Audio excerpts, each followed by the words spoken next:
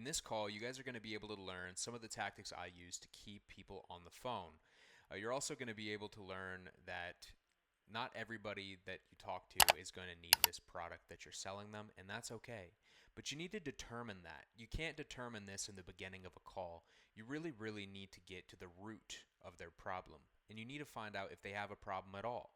And if they don't have a problem, well, then there's nothing for you to solve, and you call it there. But if they do, which oftentimes they do because they requested that you call them, you need to figure out what it is so that you can actually solve it. And you can solve it in the way that they want it to be solved. And that's how you get closes.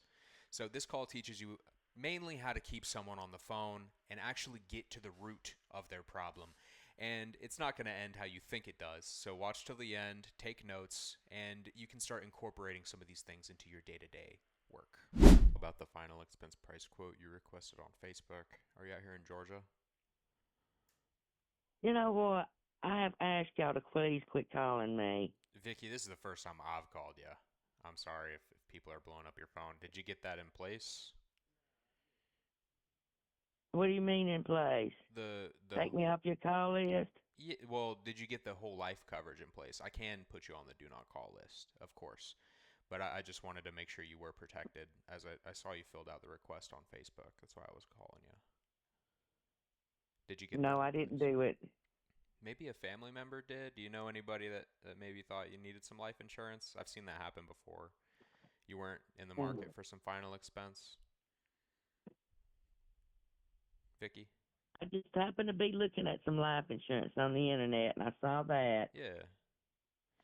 See, me, I'm just a quote guy. I'm not a sales guy or anything. So if you wanted to just hear some numbers, I could get them to you. There's no obligations or anything. Did you end up getting a policy in place, or this is just something you've been looking at? The key takeaway here really is one, my tonality.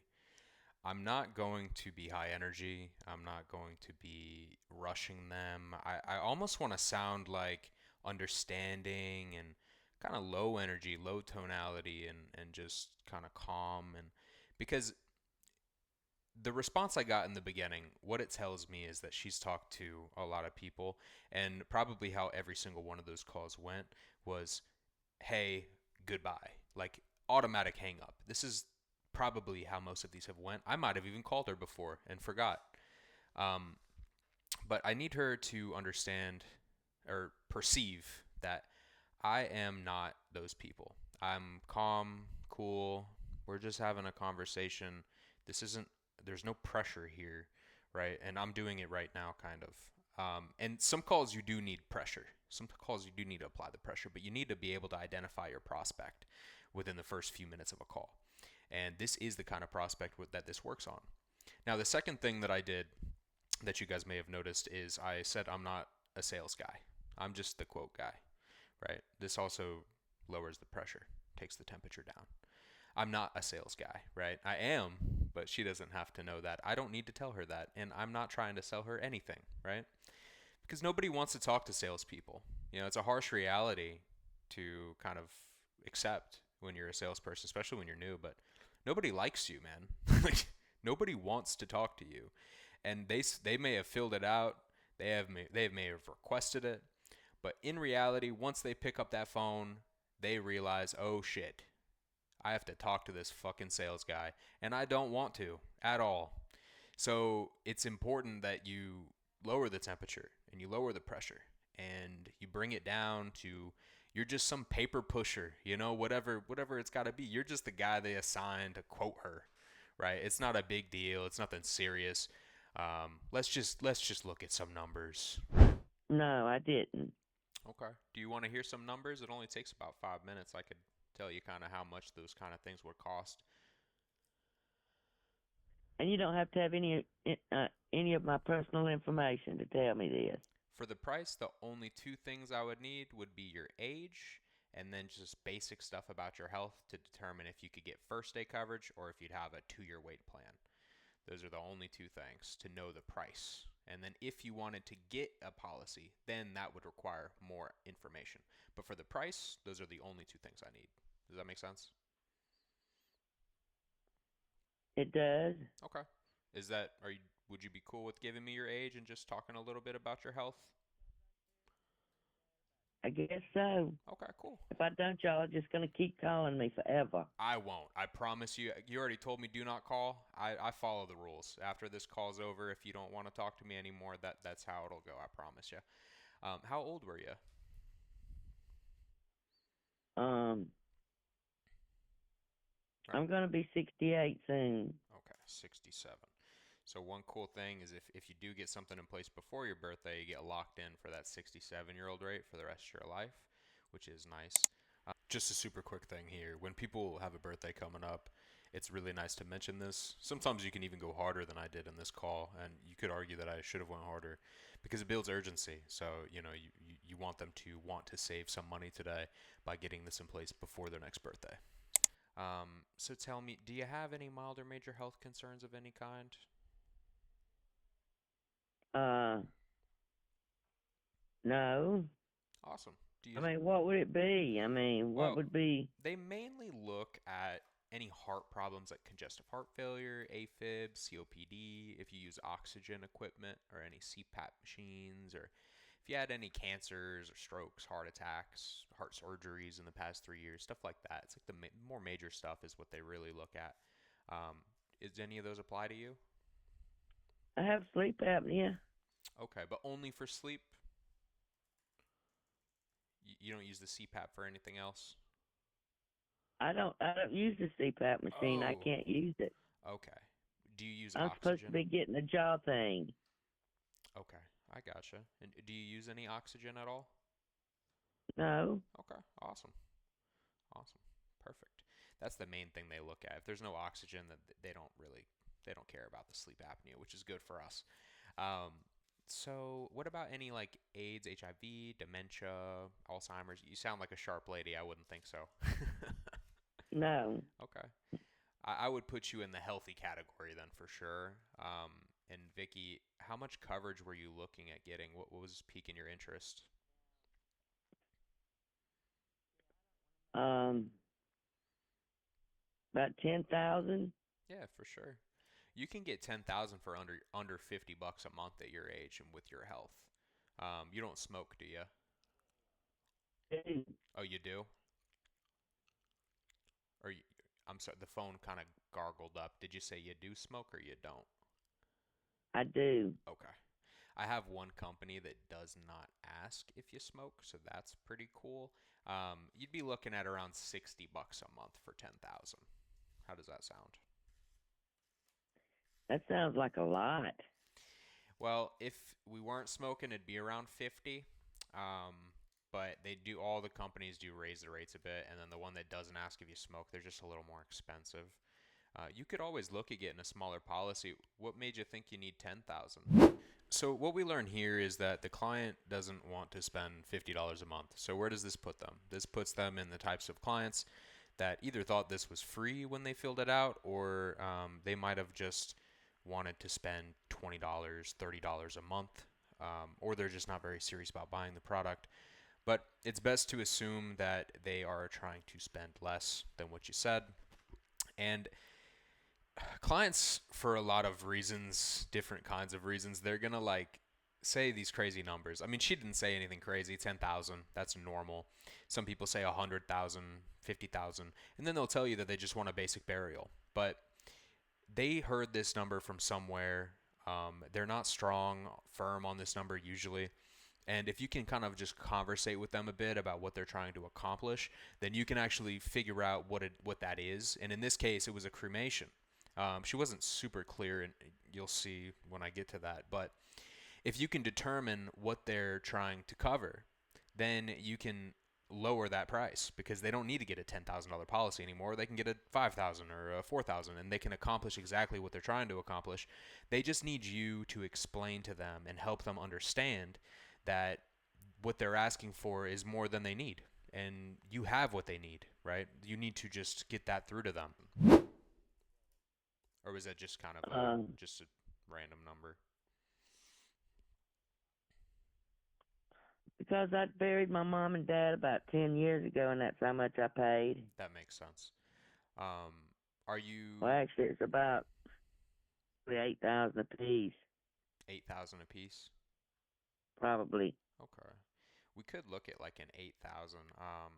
Did you have a funeral home picked out, or were you still kind of open to some suggestions?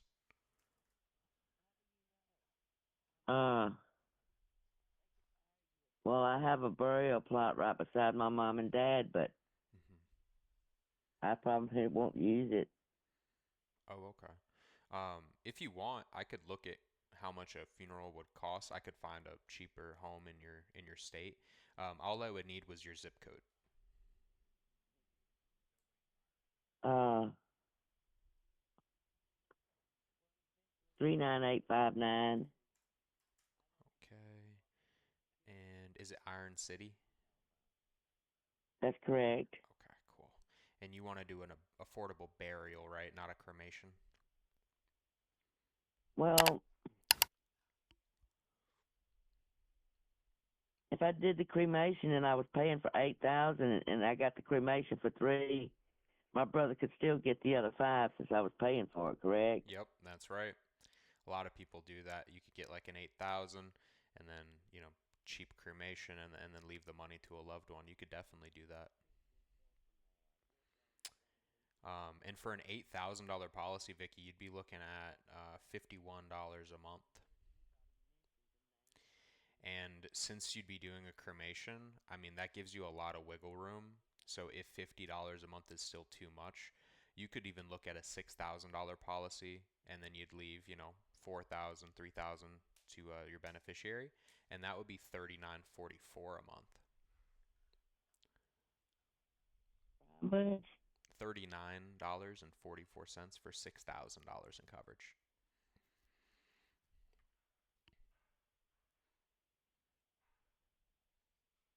now, see, I don't want to make any. That's all I want to know is the prices. If you can send me something with those things on them so I compare it to somewhere else. Yeah, I could do that for you. This is Mutual of Omaha, so they are going to be the cheapest in the state, but I do respect the decision to shop around. Of course, you want to do your due diligence. Um, Let me ask you though, Vicky, just because, I mean, this happens to me all the time. Would you be open to seeing if you were approved for it? You wouldn't have to make a payment today. And if you were approved, the value of it, to explain, the value of it is that if you get approved and then anything were to happen to you, even a hospitalization, you wouldn't have any risk of them not approving you anymore. You'd be locked in so that you don't lose that approval. That's something I would be willing to do for you if you were interested.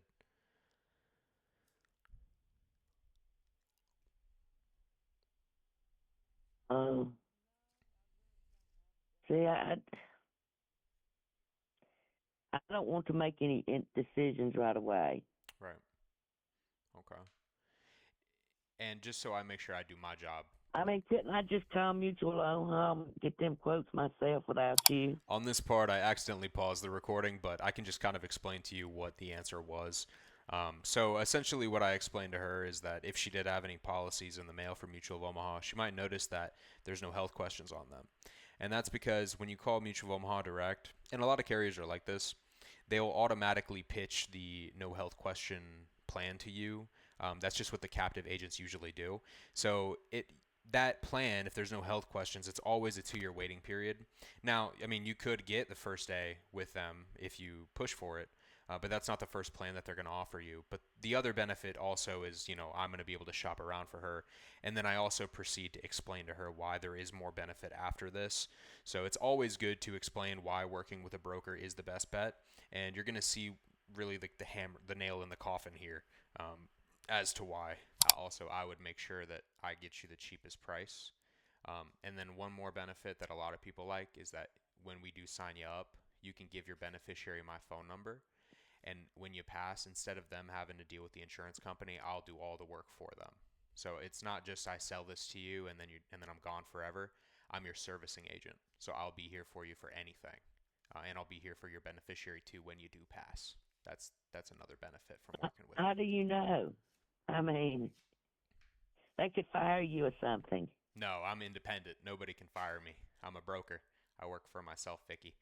I have contracts with all the 30 insurance companies, so nobody can fire me. The only risk, Vicky, would be if I pass away, which I hope I don't. But then I wouldn't be here for you if I die, of course. But nobody's firing me or anything.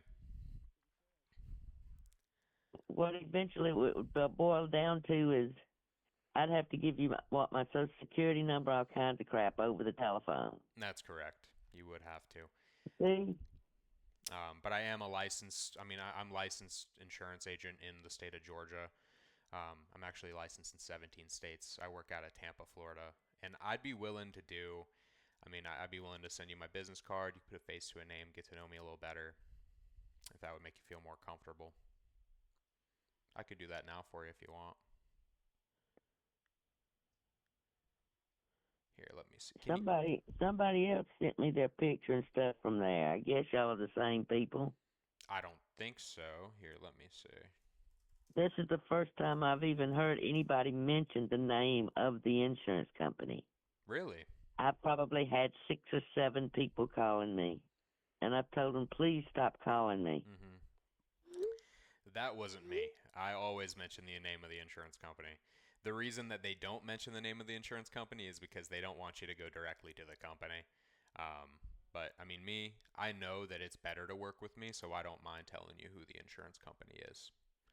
I know that I'm more valuable to work with me than the insurance company. But that's ultimately your decision, Vicky. Did you get that text that I sent you? And what was it that gave you my phone number? It was a request on Facebook. All of the numbers that I call are a request on Facebook. It's either you filled it out or a family member filled it out, but I have your name, Vicky, and I have your phone number on here, and then the state that you're in. That's all the info I got from Facebook. I can remember one time I started to fill something out, but I never really completed it. So I never really thought that it left my telephone. Oh, I gotcha. That happens a lot, actually. You might have accidentally clicked the confirm button or something, send it through, and didn't realize. That's an honest mistake, but it was filled out quite a while ago, Vicky. It was December 6th. I can see it here. December 6th at 7:57 a.m. That's when I got the request. Maybe you were looking at it during the holiday season. You were wondering, maybe you could leave a gift for your beneficiary. I'm not sure. No, I really don't have a beneficiary. You don't have somebody in mind for the policy? No. Oh, okay. Who do you think would have to cover the bill if you were to pass? Well, they'd just get it right out of my checking account and pay for it. Yeah, what I mean is, who would that be that would end up paying for the bill? Even if it was with your money, who do you think would end up helping cover the expenses and making sure it was taken care of? Well, I thought once about getting a lawyer that when I die, they just contact him and him tell them to send me on to get me cremated, and bam, wham, bam, it's done. Right. Okay. With these kind of policies, you can make the funeral home your beneficiary. That's an option for you. So you can set it up to be the director of the funeral home, or you can just put the address on file. You don't have any brother, sister, kids, husband, somebody to leave the money to? Well, I have 2 brothers and a sister, and well, I don't even really want to leave any money that I've got to any of them because their children if they die, their children will just get it. Right. And the children just aren't worthy of it. I got you. When she says this, and not even any judgments. I don't know her life. I don't know why she's saying the things she's saying, but nonetheless, when she said this, it clicked in my head this is not going to be a sale. This isn't the kind of prospect that buys life insurance. I'm not even sure why she filled it out in the first place, to be honest. Our prospects, the reason that they want this is because they have somebody in mind that they want to protect. That's why people buy life insurance. It's a selfless kind of product, right? If you don't have anyone to leave it to, or nobody that you're concerned about after your passing, there's no reason for you to buy something like this. And I mean, honestly, I could have cut the call here. I did want to dig a little bit more and see if maybe there was some underlying reason why she wanted this or filled it out. But this is where I started to realize maybe this isn't the right kind of prospect for this. And you could argue I probably could have determined this earlier on the call, but this was the last straw, I guess you could say. I gotcha. I thought once about, when I die, have my money given to Noah's Ark. Noah's Ark. Yes. Have you heard of them? I haven't. I know what Noah's Ark is biblically. Is it? It's related. No, it's an animal rescue place. They're known worldwide because they had a bear, a tiger, and a lion Oh. all living together. Oh, okay. I got you. I thought maybe you were saying leave it to a church or something. No, No, I mean, even there's even crooks in church, yeah. Uh, Something you could do, Vicky, because I know you said you could leave it to your kids, but you don't really want it to go to the grandkids. I don't have any kids. Oh, I thought you said maybe I My misunderstood you. brothers, I said I have two brothers Oh, and a sister, and I don't really want them to have any money because their kids don't deserve it. right. Okay. Sorry, I misunderstood you. And neither of them need it. So what you could do, Vicky, is there's two things you could do. You could leave it to the funeral home. That way they just cover it. They cover the expenses. That might be the best option for you. The second option would be to just get enough to cover the final expenses, and then you could leave it to one of your brothers or your sister. However, you could set up a contingent beneficiary. What that means is if they were to pass, the money would go to the contingent. So you could do both your brothers, and you could even do a third contingent beneficiary, which would mean they would all have to pass for you know what I mean, um, for that to happen, and that would be pretty unlikely. Well, I've been thinking about giving it to a nonprofit, um, like Noah's Ark. Right. Right. Unfortunately, how life insurance works is that your beneficiary has to have some kind of financial interest in your passing. Um, I know that sounds weird how I worded it, but they just have to. The beneficiary has to incur some sort of loss by your passing, so you wouldn't be able to make the money go to anyone other than your family or a spouse or a funeral home. It'd be those are the only options really. But what you could do, Vicky, is you could leave the money, and I think this is what you'd want to do. You could leave the money to a funeral home or your brothers or sisters, and then you could tell them that any of the money that's left over after the funeral costs or the cremation cost, you want that to go to the nonprofit. And then a funeral home director would more than likely do that for you. Does that make sense? I, you kidding? Do you trust any funeral home? Well, That I, that funeral homes wanted $20,000 a piece for my family, for yeah, my mom and dad to bury them, and I busted out laughing. I said, "I know you're kidding." that's I ridiculous. said, my daddy would never ever pay something like that." I said, "No, we're not paying it." They said, "Well, how much do you think it's worth?" I said, "About 7,000 a piece," Hmm. and they said, "Okay." Yeah, I think the best After trying to charge us that, I mean, the world's full of crooks. it is. No, I hear you. I really do think I think your best option. Have you heard of Evan Skipper, Manry Jordan Hodges, or Cox Funeral Home? Have you heard of them? Mm, no. They're all in your area, um, in Iron City. Oh, see, I'm new to this area. I've only been living here 5 years. Oh, okay. I'm like 3.5 hours from my hometown. Right. So these places they do a full service cremation, which would mean is that what you're looking for, like a service and a cremation? No, I just want to be buried. Nobody know it. Just Okay. get on out of the world. Okay, that's actually a little bit cheaper. So what they do, it's Ivy Funeral Home, Cox Funeral Home, and Jacobs Mortuary. They'll do an affordable burial, just put you in the ground, and they'll do it for under $5,000. So I think the best option would be get a 6,000, just to account for inflation, just in case the price goes up a little bit. and that would be 39.44. There won't be any money left over. You don't have to worry about them pocketing anything, and you can just make sure this is covered. Do you want to go ahead and just knock this out, get this done? Would be 39.44. Would that be comfortable for you month by month? Well, I figure, Yeah. So I don't. uh, I figure that to be cremated, it's going to be about $3,000. Yeah, for sure. And then if you wanted to be buried, it would be about 5,000. Be buried? Yeah, but you want to be cremated?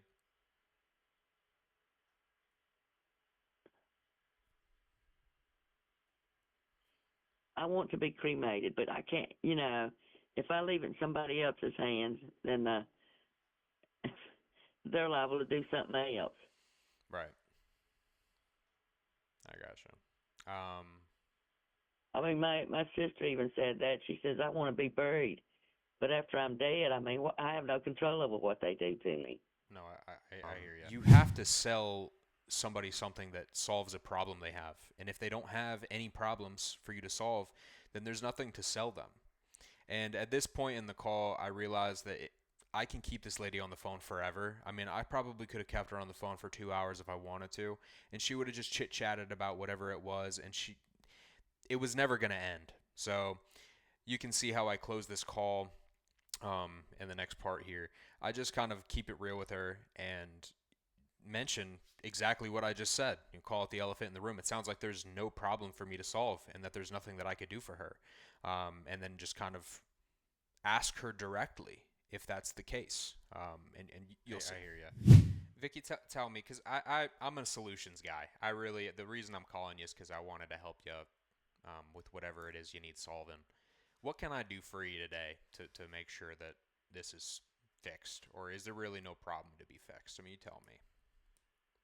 I, I really have the money to bury myself Right. without any insurance. Okay. Okay. This might not be the best fit for you then, Vicky. Do you think that you need this final expense life insurance? I'm not in the business of giving people what they don't need. But if it is something you do need, I'd be more than happy to get it for you. Um, no, I don't need it. Okay. Fair enough. Okay. I'll take you off the list, Vicky. It was a pleasure talking to you, though. I mean, Well, thank you. I did learn a lot from you, though. I didn't know I could leave it to a charity and my insurance policy to a charity.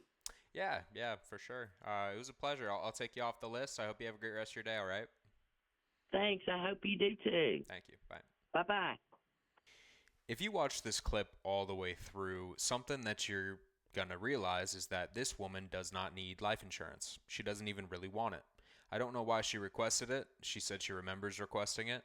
I really don't know, I guess, to leave it to a charity. You can see at the end I'm kind of scoffing because I told her that's not how it works, and she said she learned that that is how it works from me. But anyway, biggest takeaway from this call is that you can keep people on the phone regardless if they need this thing or not.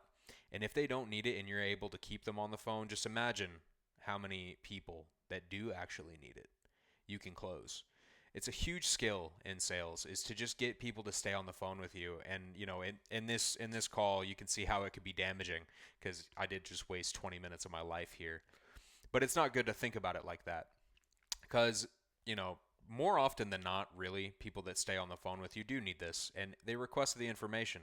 So you need to really try every single call to bring it to its conclusion, which I definitely did here, even though that's not the conclusion that I wanted.